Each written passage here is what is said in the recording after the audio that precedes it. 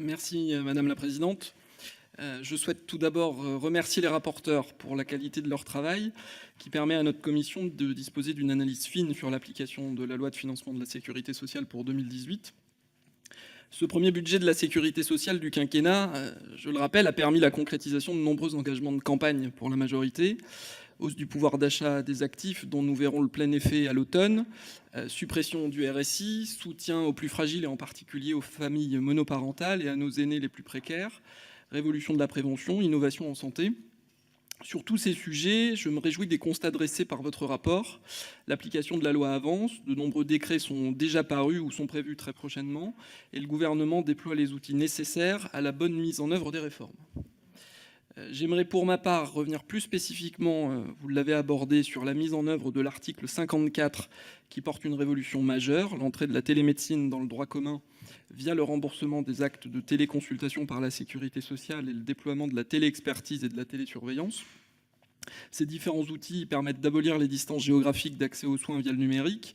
Ils constituent un axe essentiel du plan pour l'égal accès aux soins dans les territoires, présenté en octobre dernier par le Premier ministre, et que je suis auprès de Madame la ministre des Solidarités et de la Santé. Comme le souligne votre rapport, les négociations conventionnelles sur la prise en charge de la télémédecine se sont terminées en juin. La prise en charge de la téléconsultation entrera en vigueur dès le 15 septembre de cette année.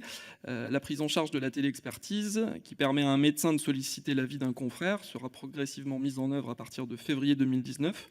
Et nous ne pouvons que nous en réjouir.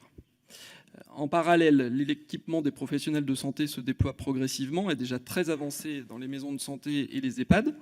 J'effectuerai pour ma part demain, dans le cadre du suivi du plan, une visite au CHU de Poitiers sur les outils de télémédecine dans le domaine des urgences. Et je sais à quel point nous tous, dans la commission, sommes soucieux d'accompagner les projets innovants sur nos territoires. Peut-être simplement une question concernant la télésurveillance.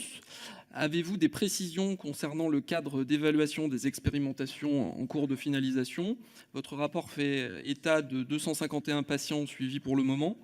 Nous avons enclenché la marche en avant de la télémédecine l'an dernier, mais il n'en reste pas moins une importante marge de progression. De belles perspectives à venir donc.